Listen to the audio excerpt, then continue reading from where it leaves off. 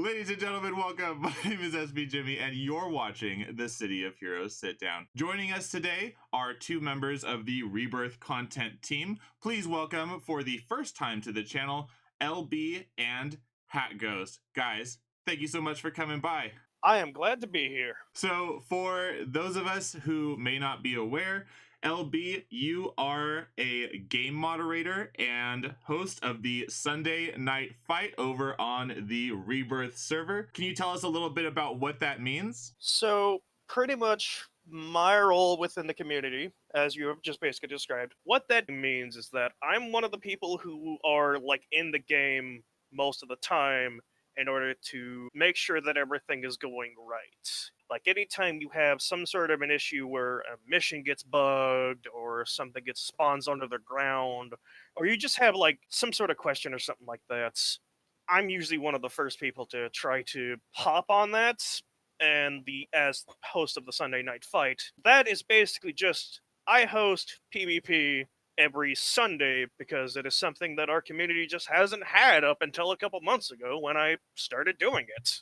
And we'll get to talk more about some of the events and things that are going on. I know I got a chance to play on Rebirth since we had the previous sit down with Zeraphis and Wretch. B, you are very involved in the community. I actually met you through the Rebirth Discord, and you and I were talking because something funny was kind of going on with my channel, something spooky, and you and I kind of had this fun back and forth, and it was a time where I was not feeling super great about what was going on, and I was like, does anybody else see this?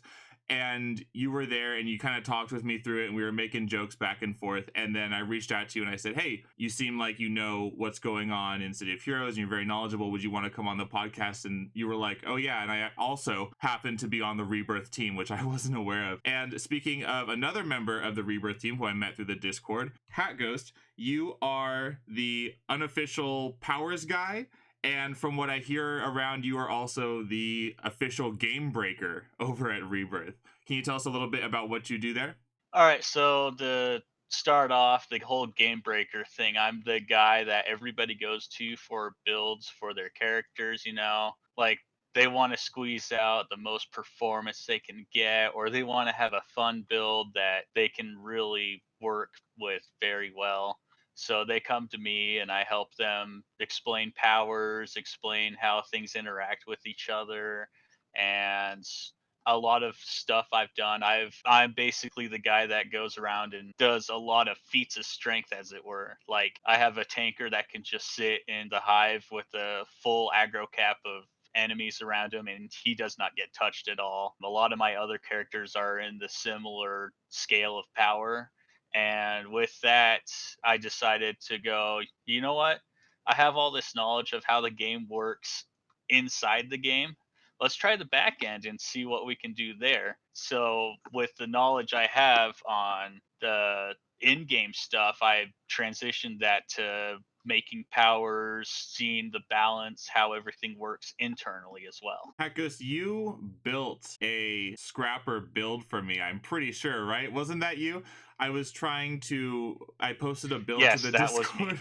I didn't even know. I think by that time I'd heard your name once or twice, or I knew I kind of wanted you to come on the podcast, and then you posted that build for me and I was like, whoa, this is way better than what I had in my first draft, because mine was full of like these random procs and back and forth, and I took a side-by-side photo and you raised like the defense by a good 20%, and the resistance for it was a War Mace Shield Scrapper, was up near the cap, if not at the cap, after everything went through. And I was like, oh, this is awesome. So I put a lot of time into that character. Not quite 50 yet, because Rebirth has a 1.0 times XP rate, so it is kind of the base amount. And I've noticed things playing on the server, like from a first-hand perspective, because I just took like 2 or 3 days to play in a row, really work on that character, talk to as many people as I could, and I learned a couple of things about them. But it was really nice to be able to go on the Discord, and I didn't just say, hey, get me a build for this. I said, here's a build that I worked on. What do you guys think? And immediately you were like, let me show you what I think you should do. And it really helped out. Honestly, that's kind of how things go. Like someone's like, "Hey, I need a build for this," or they'll ping me and be like, "Hey, can you take a look at this build real quick?" I'll take a look at it, and it's like, "All right, you can change this, this, this, and this, and you're infinitely better now." I can confirm, HatGhost has helped me with some of my characters. And especially if there are things that I do not know, like I will actually ask other people how these interactions work. Like if you have a power with knockdown and you put a knockdown proc on it, it'll change it to a knockback if both things proc. Hold on. Say that again. If you put a knockdown proc on a knockdown, it changes to knockback? If you put a knockdown proc on a power that already has knockdown, it'll change it to a knockback because it's increasing the magnitude. I think I had that specifically happen with my martial arts tanker when with Dragon's Tail, which is like this AoE where you kind of do this cool spinning kick and knock everything down. And I had a knockdown proc in there as well, so half of the mobs that I would hit would just go flying off in random directions. It was very cool, but it was also mildly frustrating. So we did have two members of the Rebirth team come on to the sit down. I believe it was the previous episode of the sit down. So they're actually kind of back to back. And shortly after that came out, I hadn't gotten as much time to play on Rebirth as I wanted to. So I started jumping in, got really involved with everybody. And B, you and I, after we started talking, you let me know that there was actually maybe one or two things said in the previous sit down that didn't quite match the actual history of what happened. So could you clarify a couple of the points? Yeah, so Zeraphis got a little bit too strong with the rum and coke before last time's sit down and misattributed a couple things. They misattributed mostly who led the eye trials and who was the RP arc about. Who leads the eye trials is someone in our Discord by the name of Despite, and they have been running it for as long as I can remember. And I just wanted to make sure that they got the proper props for like basically being the eye trials of Rebirth for I don't know how long at this point. Some other people are starting to step up to want to lead them, but they have led them for so long that it's mind-boggling to me, honestly. The other thing that I wanted to also mention was the group mentioned with the RP arc. It was not actually like Project Hero, it was the Scions of Justice. They are a pretty big RP group over there. And I wanted to mention that because I was the one who ran that. Project Hero is a great group, and their work is amazing, and I love everything that they've done. However, I just wanted to make sure that everybody got like the credit that they deserve. And all three of these groups, despite with Zero Tolerance, who is a villain group, at least I believe they are in Zero Tolerance. We might have to do, might have to do a correction on top of a correction if I am wrong. I hope not. I wanted to make sure that everybody was properly credited. I think it is nice that you credited everybody because from the time that I spent on Rebirth, the eye trials are a big part of the culture. I noticed that every night around the same time, everybody would go to Pocket D. They would all go into the Tiki Lounge, and that was really fun. I didn't have a 50 to go do eye trials at the time, so I stood there with a protest sign and I protested the eye trials because I couldn't go along. But I went through and I was like, okay, let me global friend everybody that I see here because these are the people who, even if they're just logging on once a night, they're logging on once a night. I was really impressed by the numbers when I would do a slash search to see. There's like over 50 people in there at times. I was like, whoa. And then there was still like some lower end villain groups going on and a couple of heroes who were trying to level up. And it seemed like a big part of the game was actually getting everybody together. So it is nice that you gave the proper credits there. And also the super groups, you mentioned the Scions because I'm in Scion Supreme and I was invited there by Silver Age fan, and that person explained to me the different levels of the super groups, and they said, you know, where do you think your character, my character was Helena Troy, Scrapper. They said, where would your character fit in? And I said, well, based on, you know, how I'm building them and this and that, I want them in Scion Supreme. And then he's like, here you go, boom, you're in. And role play is such a big part of it. The super groups are such a big part of it. The eye trials, and there's probably more that I haven't even seen yet. Because, like I said, I don't quite have a 50. It takes a while. It takes a bit of a commitment to get to that point. But everything seems worth it because there are costume pieces that I have yet to unlock. As soon as I logged in, I put in looking for group. What's going on, and somebody's all, "Hey, do you want the victory laurel? Do you want the?" I forget what the shoes are called, the winged sandal shoes. Come here, we'll go do Snaptooth. And that was like my first interaction with, and it was Silver Age Fan who took me to do that. It was a really nice introduction to the server. He didn't even know who I was. I didn't know who that person was. So it was really nice to just be welcomed warmly. I would expect that anybody to join the server would be welcomed as warmly as that. Yeah, we usually try to welcome people as much as possible because our server experience is very different to what everyone else is used to at this point. Because, correct me if I'm wrong, but I think Rebirth is like one of the few, like, mostly live experiences. That is, from what it's been described to me, the flavor of Rebirth is that it is the closest to live. Not to say that there aren't new powers or archetypes coming up eventually, but the feel and the impact of the powers is just close to live, and the progress that it takes to build your character. It was not easy to get a 50 on live. You had to go to Peregrine Island and get a fire kinetics controller to farm you if you were lucky. It was not an easy game. It's funny, I'm looking at a screenshot right now that somebody made on Rebirth. It's a reminiscent of a Draenei, and Rebirth to me kind of feels like classic WoW. I'm not comparing anything and whatever back and forth, but that it is, closer to the original version, the vanilla version of City of Heroes. So I do like that aspect of it, and it's more challenging. And I noticed a couple other things, like apparently a lot of people had the same thought process that I had, which is I'm probably going to solo a lot because I'm new to the server. I'm going to make a melee archetype. So I made a scrapper. I'm probably going to re-roll, honestly, because there's a lot of tanks, scrappers, brutes. That is a good proportion. And I noticed, like, okay, I want to do a support class here. I want to do a kinetics or maybe a bubbler or something that can debuff the enemies instead, because that is probably the best server, in my opinion, to take on those support roles. Otherwise, I don't know, support's just kind of boring to me in general, but it seems like on Rebirth, it would really be worth it, and I can help out any group of 2 or 3 heroes that I happen to be running with, or a group of full 8 most of them happen to be melee for some reason.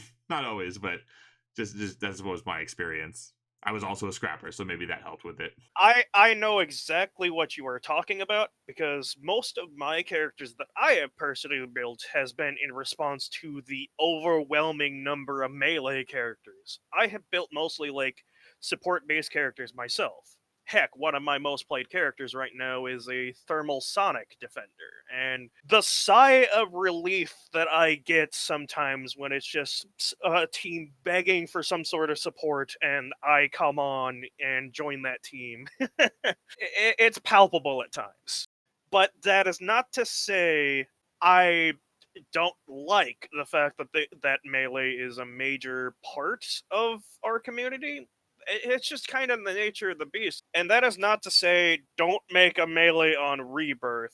I am just saying I like running support characters. Well, there's a reason that everybody went. It's good. It fits in the old style of the game, in the closer vanilla version. Melee was in a really good spot for things like that, and it would make sense that we see a lot of that. So it's a good choice. It's also a good choice to do support, but I think people are afraid, like, oh, I'm not going to be able to find a group. I don't want to be support because I'm going to be solo. I was never solo. There was always groups going on. I was putting groups together. Other people were putting groups together. There was always something to do. So it's not like just the mindset going into it. I think people are like, I need to really make this character min-max this way, that way. But you can really do whatever you want, and it's going to support the team. It's going to support the eye trials that you're running, or whatever, the Richte Mothership raids or whatever is happening. They need everybody. So it's good to know that you could play any class there, and they have full groups to run everything anyways,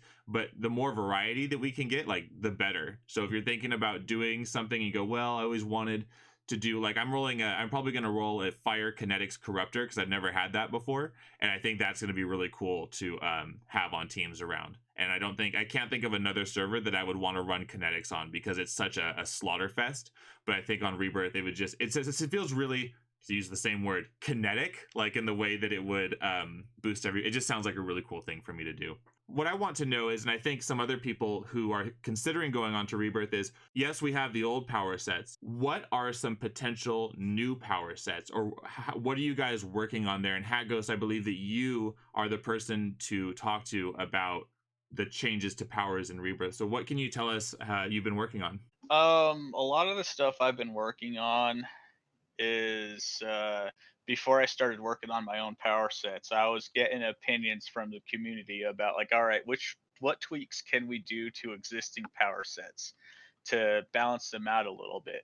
Because, like, you play a bio armor scrapper. There's a reason why Titan weapons bio armor is like the most OP thing ever. It's because bio armor stacks damage upon damage upon damage, and Titan weapons is all about dealing lots of damage. You're pretty much just a huge cannon at that point. And a lot of the people that played bio, they actually want to see it toned down a little bit because it's just way too much power for that, and there's no other reason to go efficiency or defensive for bio armor. Feeding into that, I think the only real major source of drama on our server is what do we do with tankers, because a lot of people feel that its gauntlet effect could use a bit of a workover. Some people feel that it is just too slow in comparison to a brute. Some people feel that tanker is the way to go, and like fielding questions like that and like trying to examine what an archetype is and how it works in the game and what tweaking we can do to it while still staying within the spirit of live has been a massive challenge. I'm sure you're aware of the cottage rule, but I'll like quickly bring you up to speed. The cottage rule is basically this kind of guideline of we will not change a power's core function, and we have been trying to like figure out tweaks that we can do that does not change the power's core function.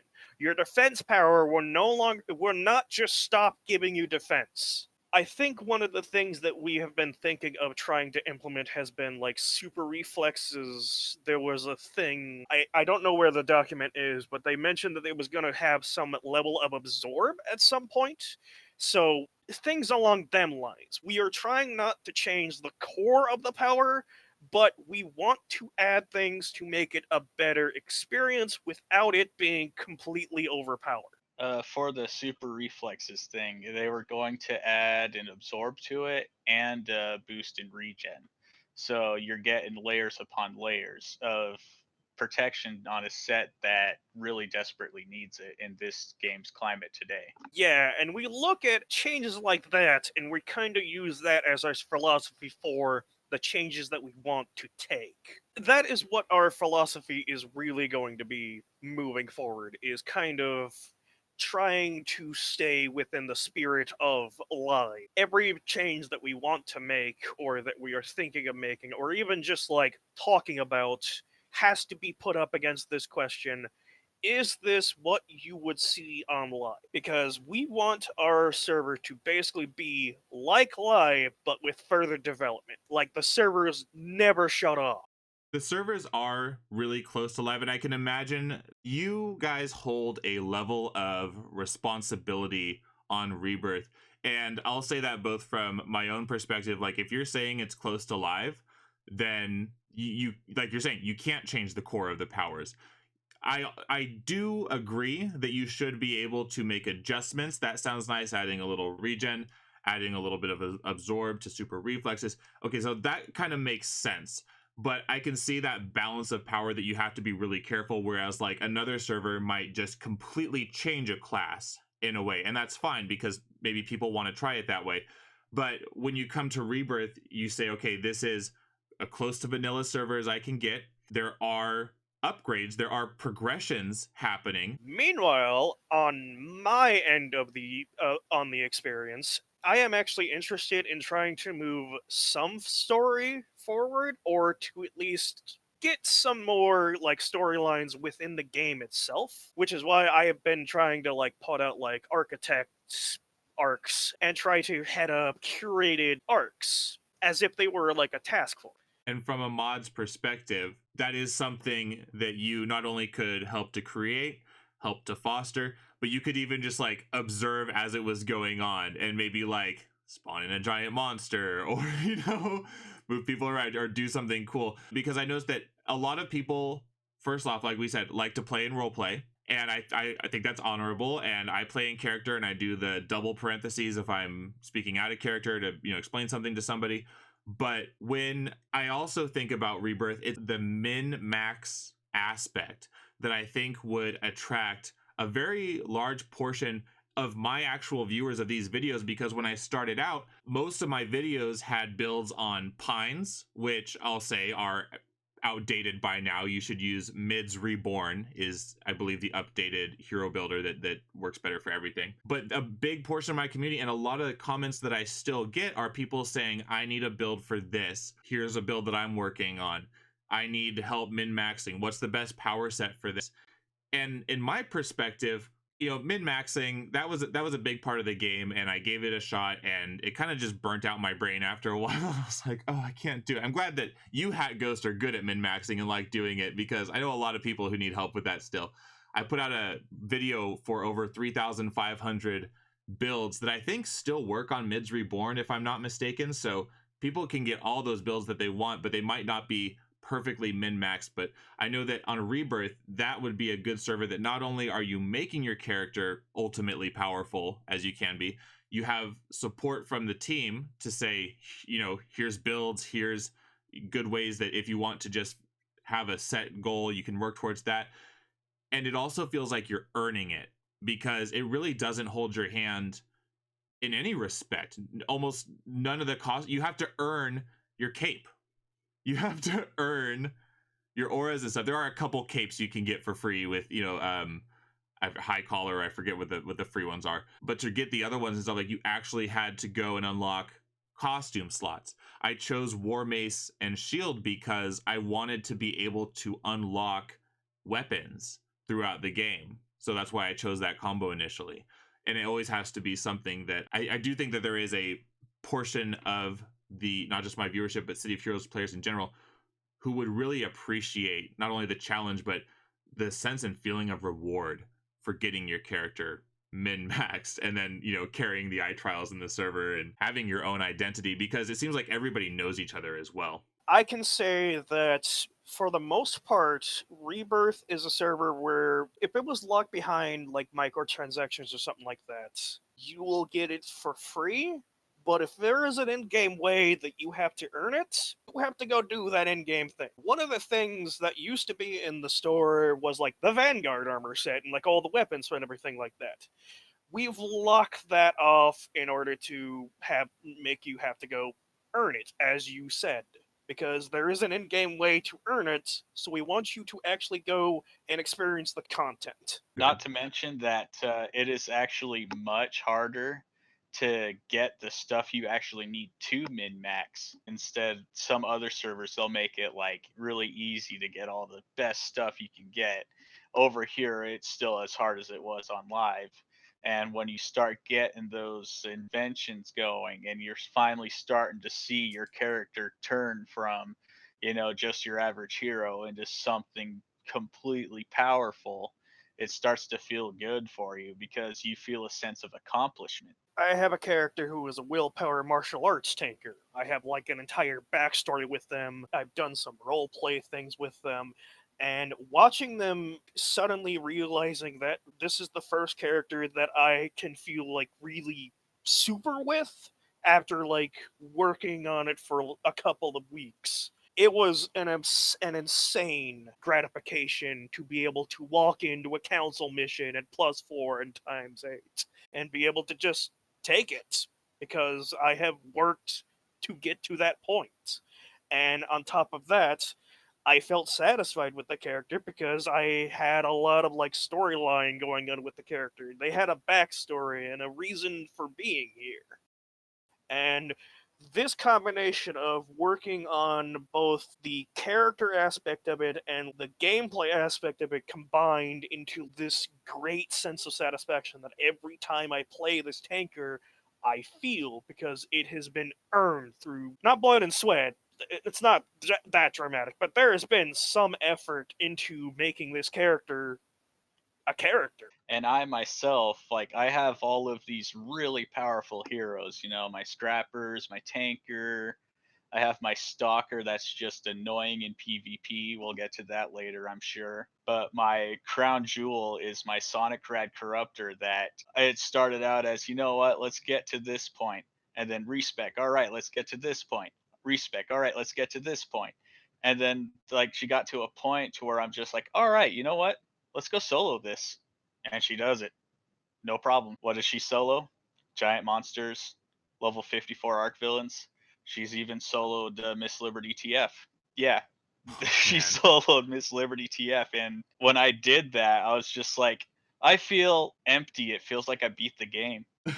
Didn't that also take you like 3 hours? I did 2 attempts on it. The first one was like 7, 8 months ago when the server was still kind of young, and halted at Lord Recluse's towers, and that was like at the 9.5 hour mark. The second attempt was a couple months ago, and that one took 5.5 hours, and I beat it.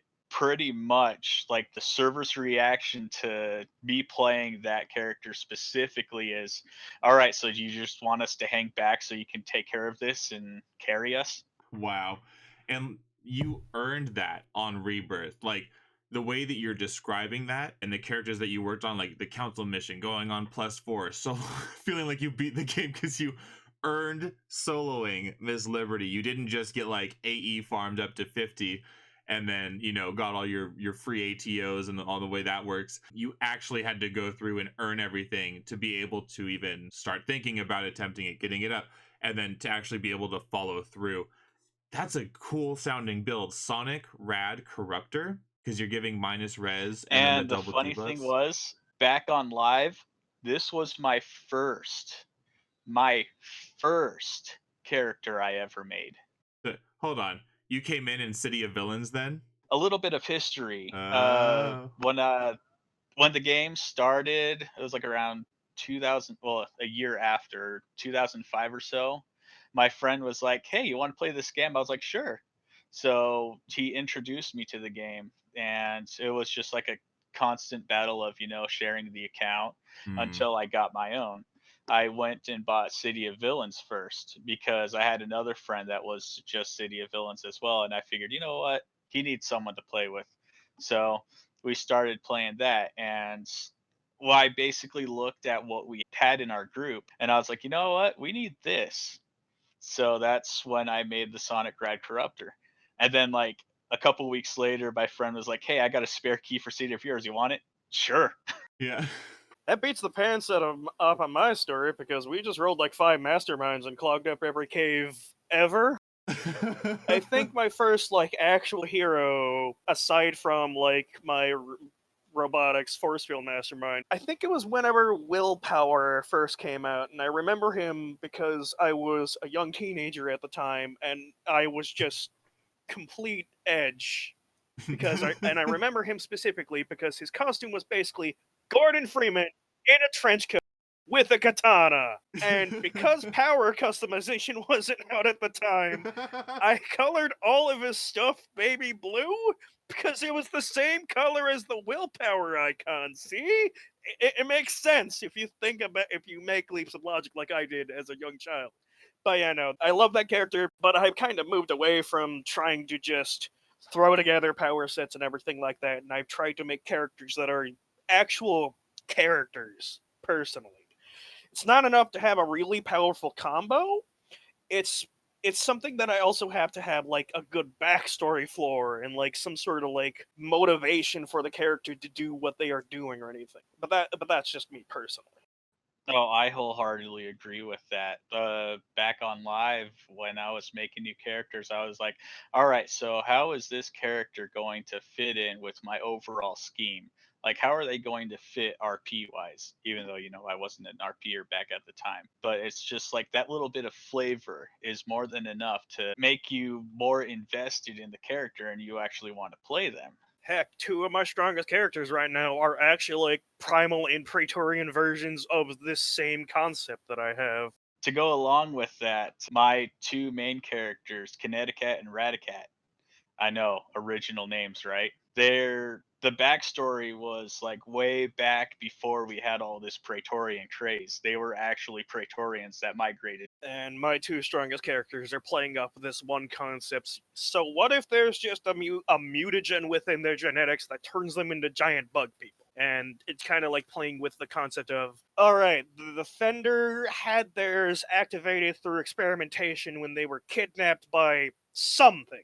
What is that something? I don't know. We still have yet to actually finish out that storyline. The Praetorian had theirs just activate overnight, naturally through stress, and it's kind of like polar opposites of each other, where one has a stronger body and can kick things really hard, and the other one has like crazy weird plasma and all this other weird stuff. And this flavor on top of just the power that I have managed to squeeze out of these characters and their builds, it's kind of like the seasoning on top of the steak of enjoying this content, as it were. It is always better, in my opinion, to build for the theme of your character rather than just the optimum power builds. Like we said earlier, if you want the optimum scrapper, you do a Titan Weapons bio. There you go. You're the best. Have fun. But I think a lot of people want to, and the way that I saw my character was I chose War Mace Shield because I wanted to earn those in game. Like I said, it was part of the character's story to earn things and to move up, and I actually changed the costume a few times trying to figure out what they were supposed to look like. And before we get too far off base though, HatGhost, you mentioned in sort of your origin story that you and your friend were sharing an account and it was difficult. I remember sharing an account because if you tried to log in from another computer or another house, in my case, you would boot the other person off. And I know that my dad listens to the podcast, so I want to go ahead and apologize to him publicly for what I did when I was a kid. Got in a war with him and kept booting him off the account from this other place that we were at. And my mom ended up calling me and was like, "What are you doing? You're being so mean right now." So that's when I was a little kid. So it just reminded me like, oh yeah, I remember sharing accounts. But it's weird because now the game is free everywhere. So you don't have to pay for an account. And I believe that on Rebirth, there aren't any monthly donations or anything that you guys need to be able to do. Is completely taken care of and free for anybody who wants to come onto the server. And as we're looking at these slideshows, as we've been talking for these past few minutes, a lot of pictures have come up with bases in the background. And Bee, you sent me all of the slideshow pictures that we're showing today. So we're looking at these amazing, like big, almost like Justice League looking tables. We're looking at a red brick background with lighted lanterns, and just changed to what appears to be almost like a bar setting with tables and chairs. But I don't remember seeing beds in the base builder. I don't remember seeing all that stuff. Can you tell us a bit about how base building works on Rebirth? Certainly. So I was the one who built basically all of what you're seeing right there, and Rebirth is still limited on the number of props, so I have to be creative, I'll say. You're probably like seeing a bed and you're like wondering, and you may be wondering, what the heck is that? Well, that bed is actually 3 countertops, a floor tile, and a photocopier. That is the level of abstraction that I need to get. I cannot even describe how many counters I had to lay down to make apartments. But having a limited palette of these props has forced me to get creative. Although sometimes I do have to run against it. Again, a bed is 3 countertops, a floor tile, and a photocopier. There are some props that I wish that we had, but I have tried my best to work around the limitations when making bases, and I've even like specific when somebody is mentioning I can't figure out what to do with my base, I will just make a new stalker, throw them in the AE to level 6 so that way they can start flying and everything, and throw that character into their supergroup base and help them out, because it takes it is a bit of a pain at the moment in order to handle base building. We handle everything like it was on live for the moment. We are looking at cutting back prestige costs on like rooms and measures like that. But for the moment, it is basically like live.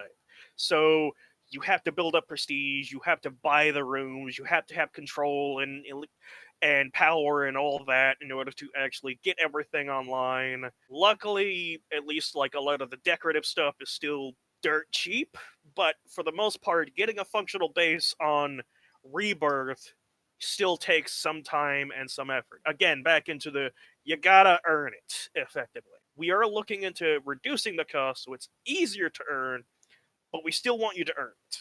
And I do know that like one of the big reasons for that is a lot of people they'll be running solo super groups because as close of a community as we are, we still like to have a bit of our privacy and we like to have our bases how we want it instead of having a more traditional super group.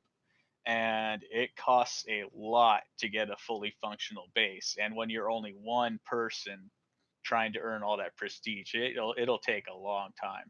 And I think that some people are, in fact, looking for that commitment. But that is not to say that if you join Rebirth, you have to get into the base building, or you have to get into even the role play, or that you have to get into min-maxing. The point is that there's a lot of different things going on for different styles that people want to play in a nice community that has a very close to vanilla feel, and from my own experience, a very smooth and good connection to the game, in that everything that I'm fighting and moving around feels good. This is one of the only times I would really want to play on a scrapper or somebody who has to, move around a little bit like that, as opposed to, range, because it's easier with my ping and such.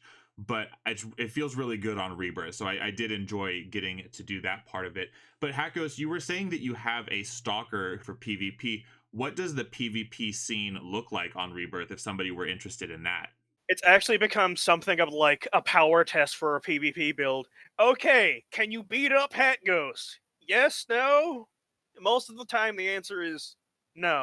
Yes, there have been some people, and it's like, all right, we have 4 people. You got to take them out. I'll be like, you know what? I don't think I can do it, but I'll try. Are they 50s as well? Like 150 versus 450s? A lot of the times that we do this, it's more like we're doing zone PvP. Like once a week, every Sunday night, LB has PvP nights going, and I'm usually a frequent flyer over there. And it's more or less like if we're doing zone PvP, we'll do what the zone PvP actually is, like Warburg, collect nukes, fight each other. Siren's Call. I don't think we've done Siren's Call yet, actually. Yeah, not yet. I was actually going to have us do that next week. But yeah, so effectively what we will try to do is a couple hours before our weekly maintenance period on Sunday, we will effectively just do something PvP related and just beat the tar out of each other, have some fun, maybe have a PvP IO drop, and at the end of the night I will just have a roulette and give one out. And we have done so many different things. Last week my blaster tournament actually concluded. It was level 6 to 11, and it was actually a sight to behold because I was expecting 2, maybe 3 people who would have registered. I had 8 people register, and I had other people show up just to watch, and it was an absolute, well, pardon the pun, it was an absolute blast. How dare you steal the pun I was going to make? Oh, I dare.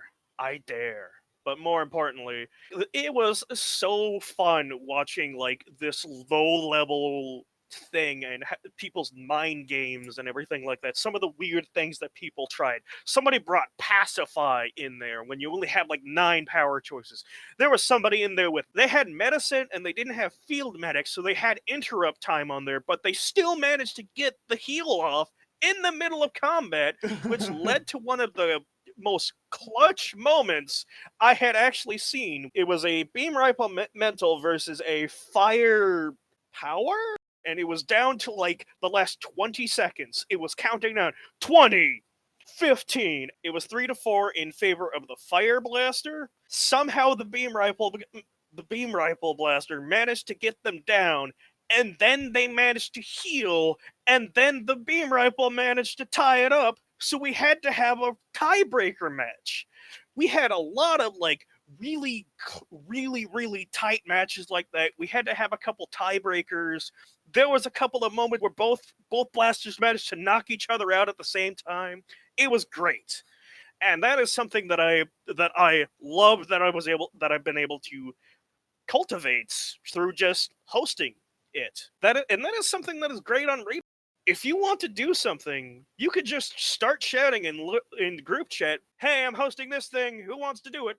And there's a good chance that people will start showing up. And in my case, like being able to go through PvP and like look at what its current state is and just kind of experience it has been great. There are some problems. We do need to start rolling back some of the post I-13 changes, but we're still working on trying to figure out what exactly to do with all that. But for the most part, any interest in the PvP thing, I put up a schedule on the forum so you can see what we're doing. As a matter of fact, this week we're basically just going to do some arenas, and it's going to be entirely random. Like, I'm just going to like, all right, we're doing level 1 arenas, and we're going to do no travel suppression, no power, no heal decay. I'm just going to start flipping random switches to see what it's like in the current state of PvP, because we're dealing with a lot of the post I-13 changes that I know a lot of people do not like.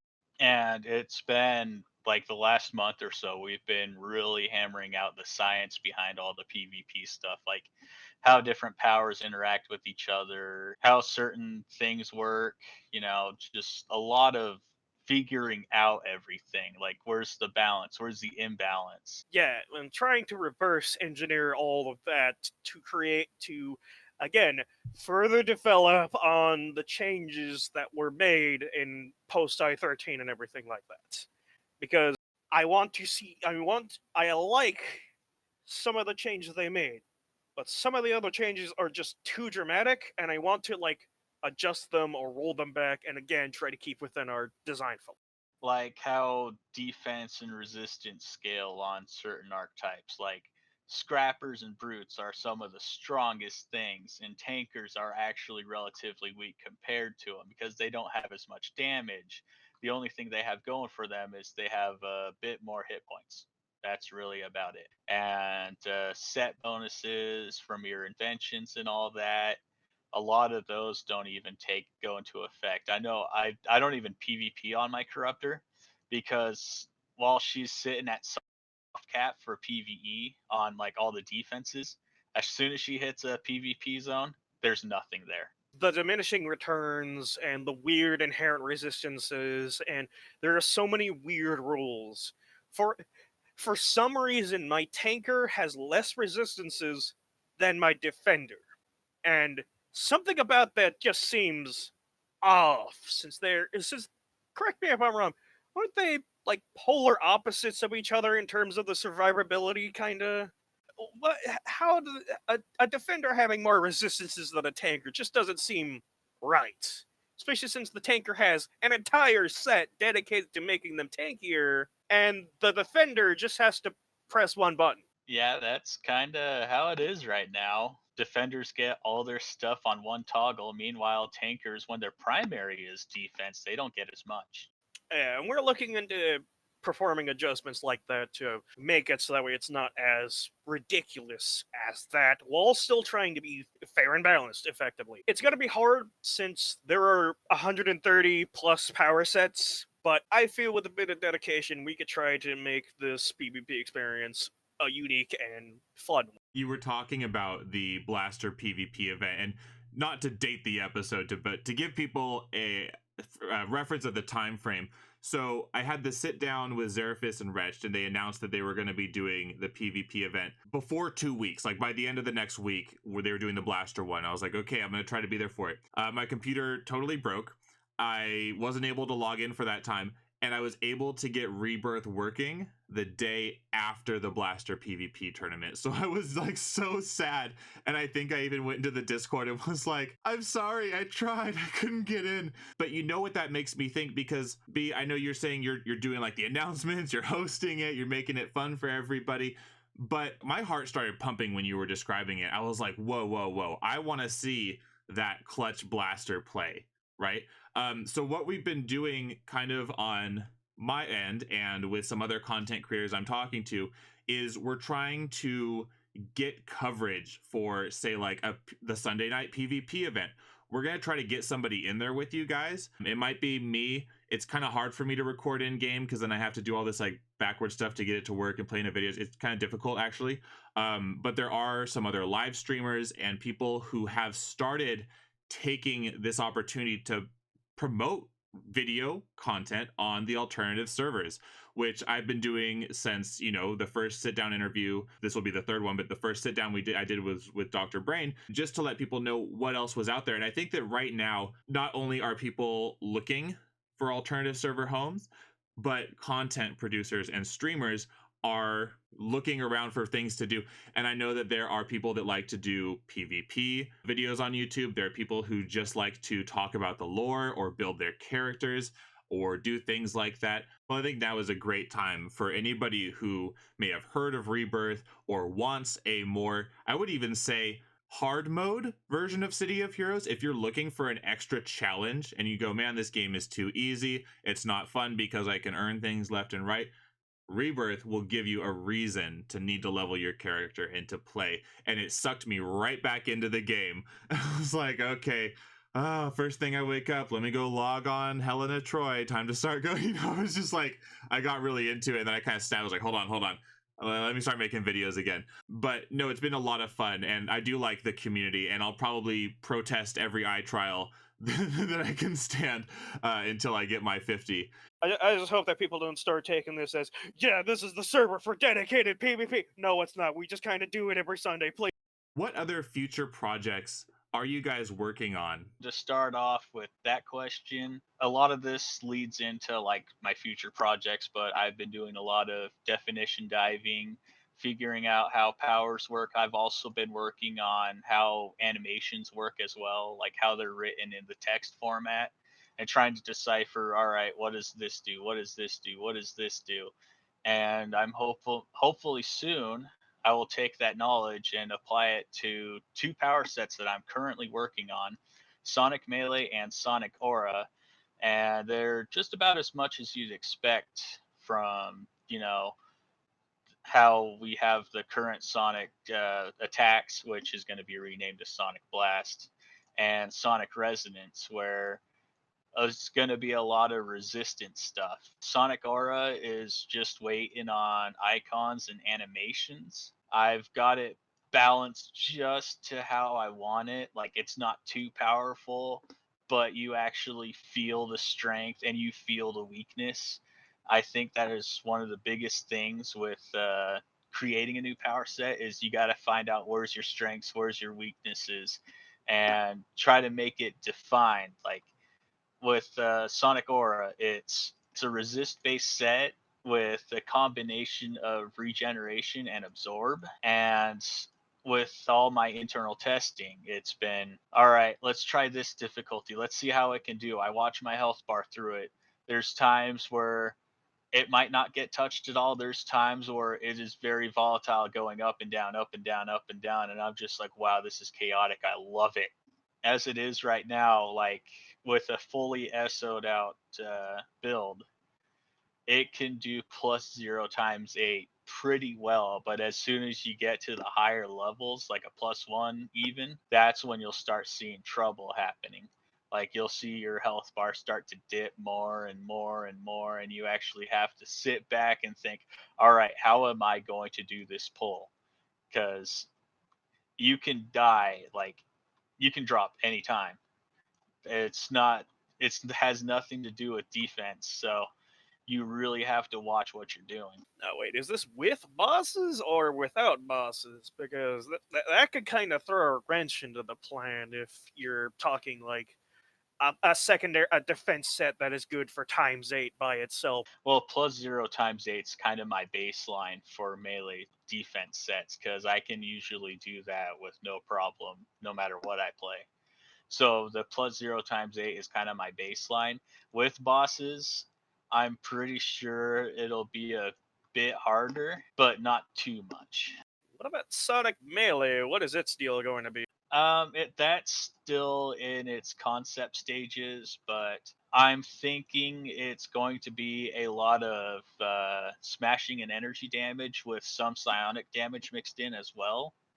It's probably going to have a combo system, like you build up charges and then you have your big attack that does something special. And I want to hopefully, with the animation side, make it feel fluid and responsive.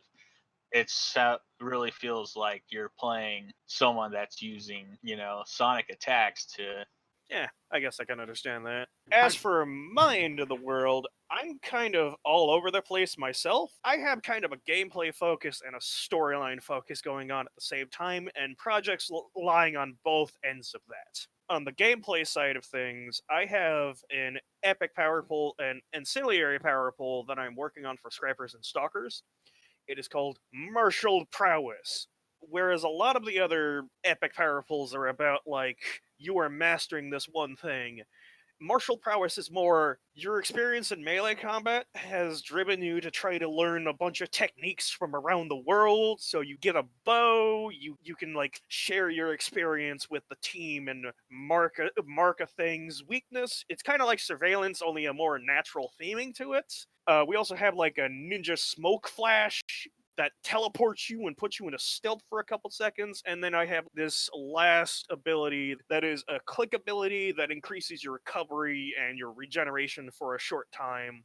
Because I know that one of the things that I'm competing against is body mastery and weapon mastery and just things with free recovery, effectively.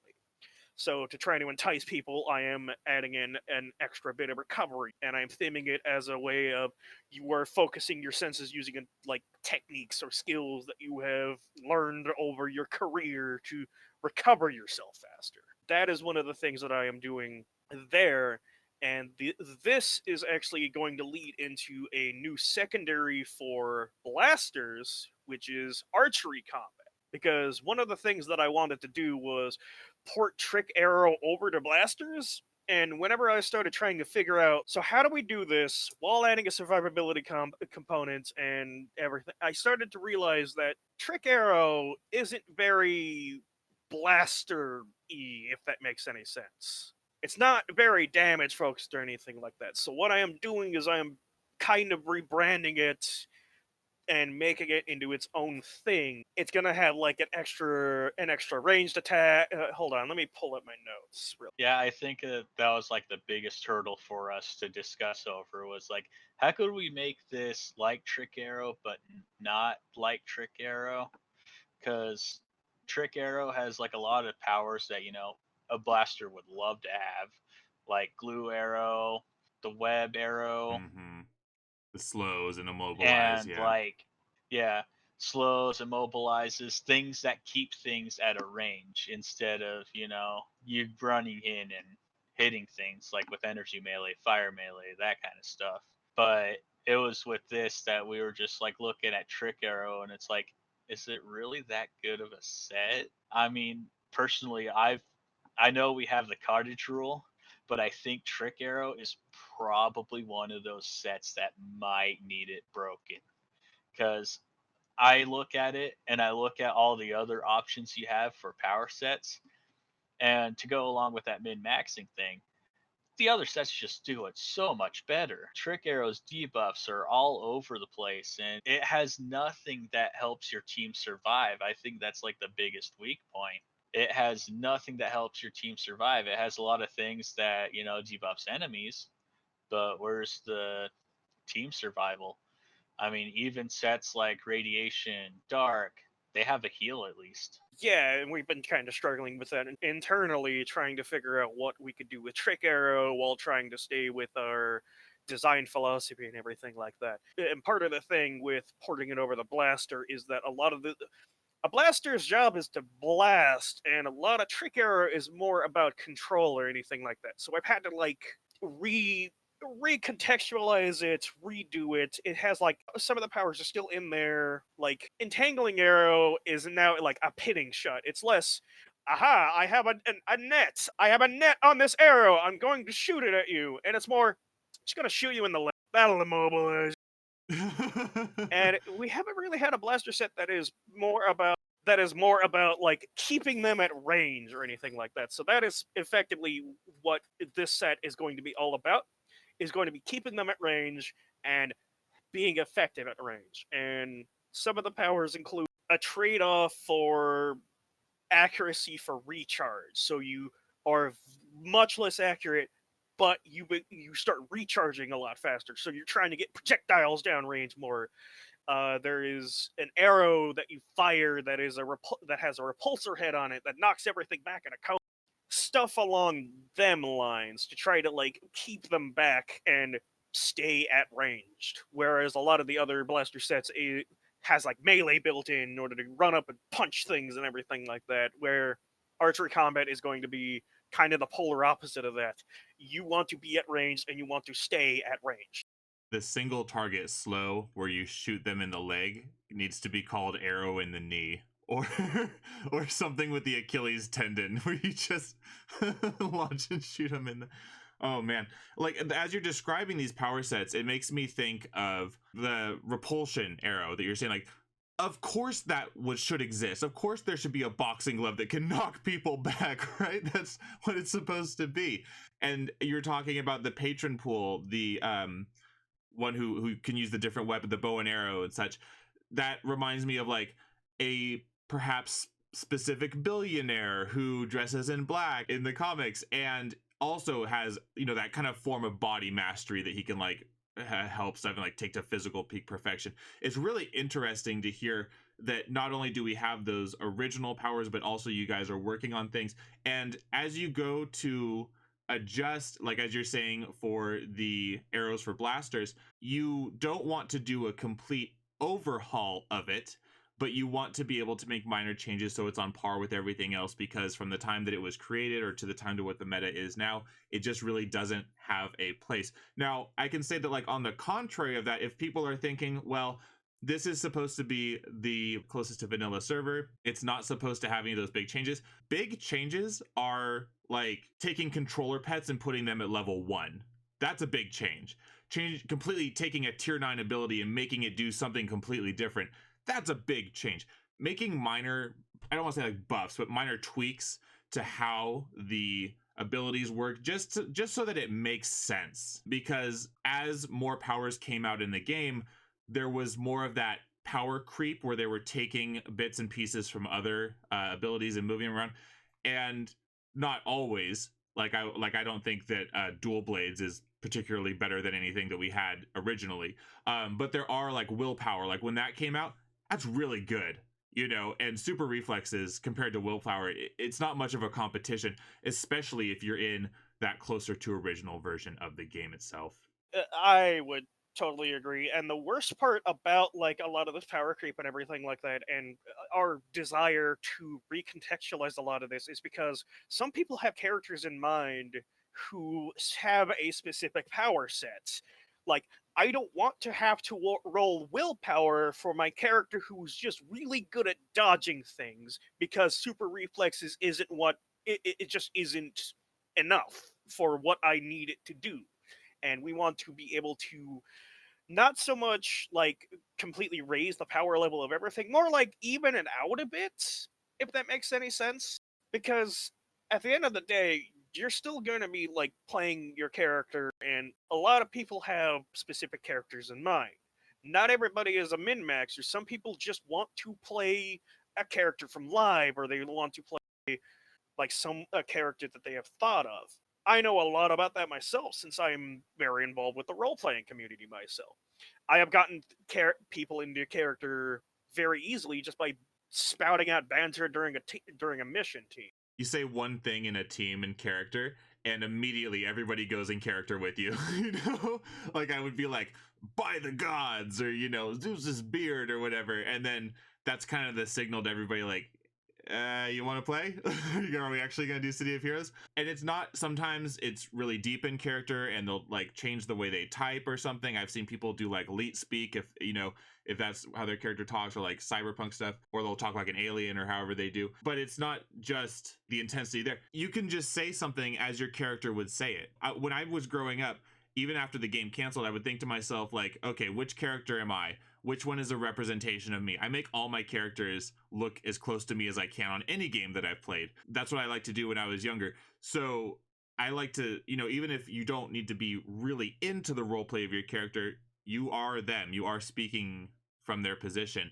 And on a server like Rebirth, every character that comes out, anybody who joins, is going to have a special place and is going to be able to contribute to the eye trials, to the missions, to the teams, to the super groups, to the story, to the roleplay, to the PvP, to anything that's going on. And everybody is like really nice. I haven't had a single negative experience yet, except for one little gray alien dude was following me around in our team, and I was like, don't walk behind me.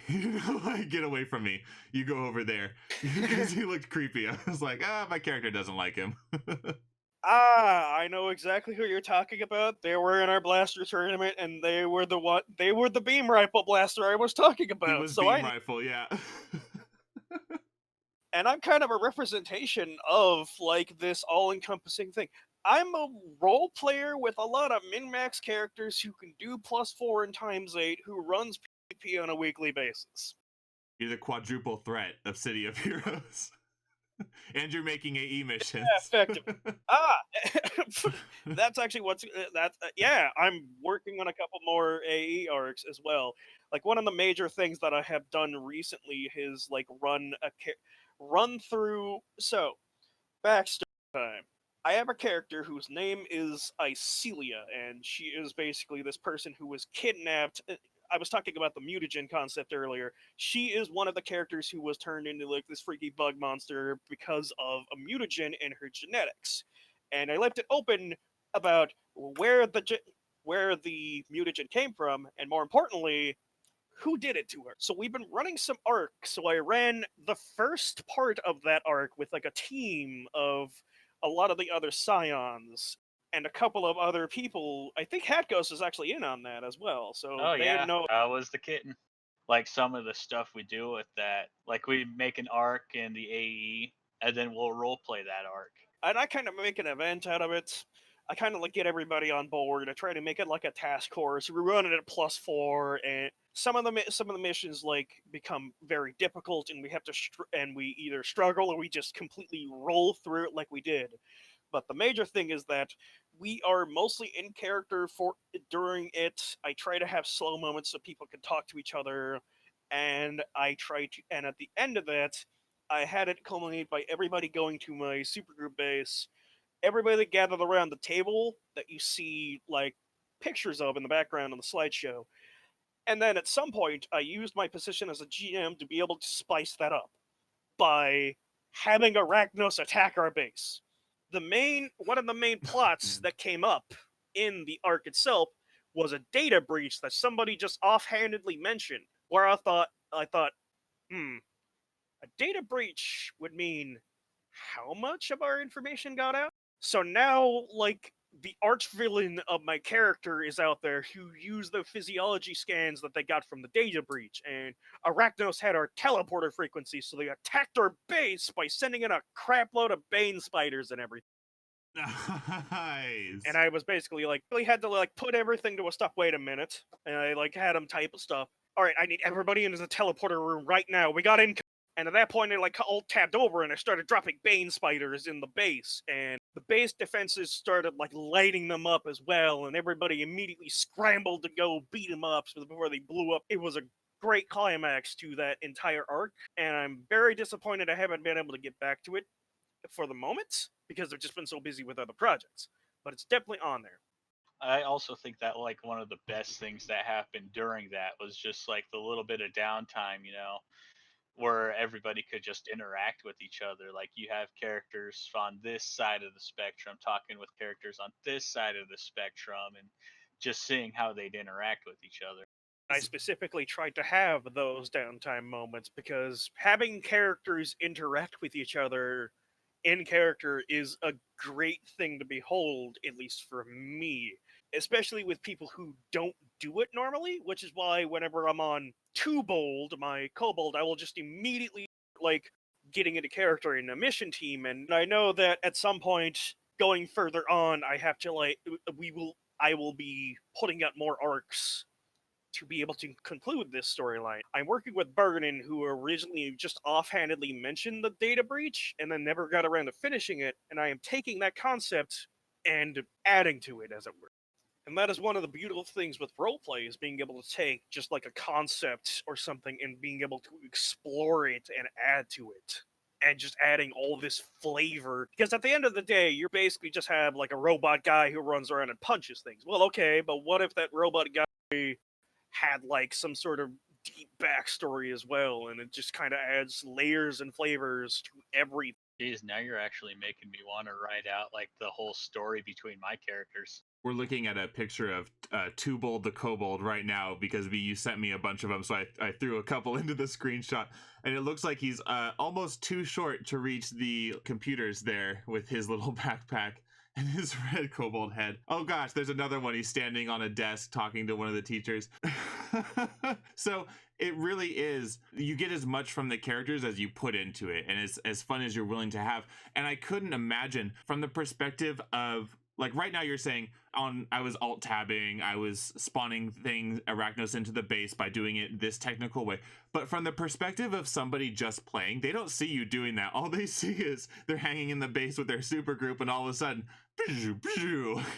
Arachnos start coming in, and they're like, I've never seen this before. What is this real? Is this not real? But it is real. It's whatever you make of it to be real. And I would love to be involved in those, and I want to hear more stories about what was going on. But I think that we're coming up close to the end of our time now. But before we go, do you have any other future projects coming up that we should be excited for? I will go ahead and put a disclaimer on this. I don't know if it'll actually see the light of day. It's more of a personal project of mine, so I can learn more about how the definitions work, how archetypes in general work. But I have started work on my own archetype that's going to be rather complex in its design. I have called it the Arbiter. It is going to be kind of a tankish class, but instead of it being like defense and melee, it's going to be defense and pets. So I wanted to take the concept of the tanker mind. I know some people don't like it, but I wanted to roll with it and see what I could do with making something fun for melee classes and those that want to do pets at the same time. So when I get to working on this, I'm going to be working on how masterminds work and applying it to this class. And I'm hoping that once I get all the knowledge I need for it, I can actually start making more mastermind sets as well, because it'll be using a lot of the same stuff. You could probably roll that into a Rachno soldier, actually, as like. The funny thing was that when I was first coming up with the concept, that was the first thing that came to mind. It's like, Arbiter, hey, we could make Arachno soldier people. And then I was thinking we can also do pirates, we can do witches. As soon as I get everything figured out, we'll have arbiters and we'll have more mastermind pets. And as for myself, I will be continuing to. I'm going to start to write up the continuing storyline of Icelia and the data breach of the Scions, and I'm probably going to be writing up another like Arca task force, as I'm basically just gonna kind of call it. We have a persisting problem where sometimes people will just crash the desktop when trying to enter into a zone in a hazard zone. So I kind of want to explore that and poke fun at it and try to give an in-lore explanation for the door monsters, as they have been called. And up until about a second ago, B, while you were saying that, we were actually looking at this bright blue room with lights coming down the sides. And I think that when you sent that picture to me, you referred to it as the Matrix room. What is the Matrix room? Right Hold The on. Matrix Right, room. let me just say, right now, we're not looking at the Matrix room. Right now, it's switched, and we're looking at a pile of garbage on the floor that you guys that's on the mothership raid from a gravity controller. So it went from like this beautiful blue room with things coming down the walls to this just pile of trash on the mothership raid. Hey, wait a minute. What are you trying to say about our server? It's from gravity control. It's from Propel. That happens every mothership raid as far. Okay, so the Matrix room refers to this one weird room that you can get to from like 2012. This was back on live, where there was a hole in Peregrine Island's like boundaries that you can technically clip through and get out of bounds. And then you could go under the map and you can use a command to get yourself unstuck, and you'll end up in this weird room that's under the arena. And to add to that, we started looking into that room once it started becoming like publicly aware. Once like Odd Header and like a couple other people started about it and like kind of and like referencing it, we started looking into it, and me and HatGhost actually found out these exist under every arena in the game. And we hope to make use of it at some point, because what it does, what it's for, nobody really knows. But we do know that it has doors that point to something that doesn't exist anymore. So that tells me at some point you were supposed to be able to get into that room normally. What happened to it? Why is it like that? I think the weirdest part is that I was delving into the map files and all that, and I can't seem to find any mention of it anywhere in those even. Do do do do do do do do. Creepy pasta, city of heroes. Ah, how weird. No. Your monitor's not going to start leaking realistic blood. It's just a weird room under the arenas. Everything is fine. Everything is okay. That would be a really cool place to have like an end. You're talking about like the arcs and stuff, like the end boss, you know, whatever's going on, and all of a sudden you just teleport, your super group to this place they've never been, no one's ever seen, and they're like, "What is going on? I've never been on this map before. What's happening right now?" Oh, that would be epic. I can't believe that there's stuff like that in the game that you guys are rolling through it. You're going through everything, trying to figure out what's happening.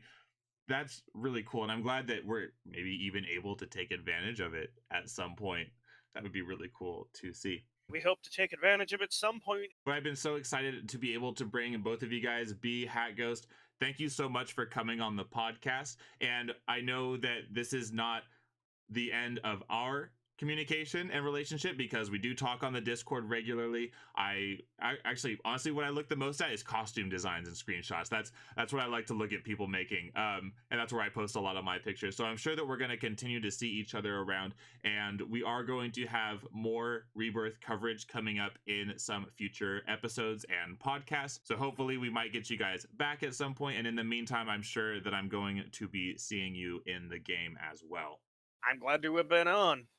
Talking about this game and all the things that we have done, what we're going to do, is an exciting prospect for me, and I'm glad I was able to do it. Thank you for having me. And it was definitely a pleasure hopping on, just being able to talk about things even.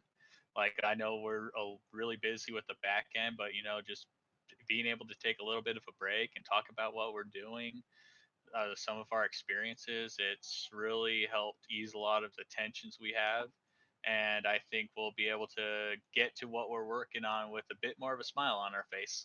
Well, I'm glad that you guys enjoyed it. The channel is going to continue to give coverage to all of the alternative servers, and I know that Rebirth is a home to a good number of players, and perhaps it is the future home of somebody who's still trying to decide which server they want to land on.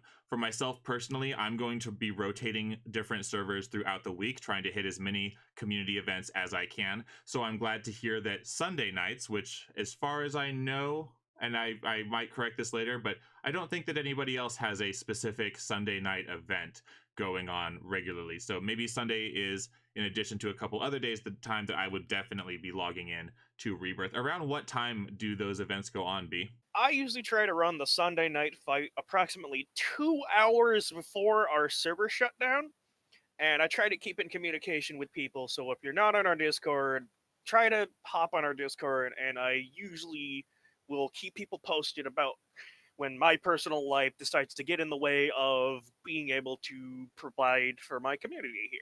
And for reference, what I mean by 2 hours between shutdown, we usually shut down every Sunday at around 9 o'clock Pacific Standard Time, stroke 12 o'clock Eastern Standard Time, in order to do maintenance. So I usually do it about 2 hours before that, and we just kind of beat each other up until the server shuts down. And whoever's left standing when the server goes down is the winner. Well, you mentioned that perhaps the next event would be something in Siren's Call. Even if people aren't in the Discord, I'm sure that they could go into the looking for group channel in game, the help channel in game, /search. There's always going to be people on and people to ask and talk to. And even if something does come up where you're not there, there's always events going on. There are people advertising things going on in Peregrine Island and AE events and things like that all throughout the day. There's always something to be done. So any day throughout the week, but definitely I'm going to try to be there on Sundays. And I already have a character ready to go who can get into Siren's Call, so I'm excited for that. I'm going to bash people with my war mace and see if I can actually hold my own a little bit more. Not completely kitted out yet, but I think that's part of the fun anyway. Well, thank you both again for coming on, and thank you to the viewers who have continued to show support for all of the podcasts coming out of this channel. I'm about to go sit under Atlas on Rebirth and edit this on my other computer, which is what I've been doing now. So I like to just sit there and I meet members of the community. So try out the alternative servers. If you happen to log on a time I'm there, you'll see me, boom, right underneath Atlas with the laptop out. It's a lot of fun. Thank you all for watching, and I will see you in a little bit. Bye-bye.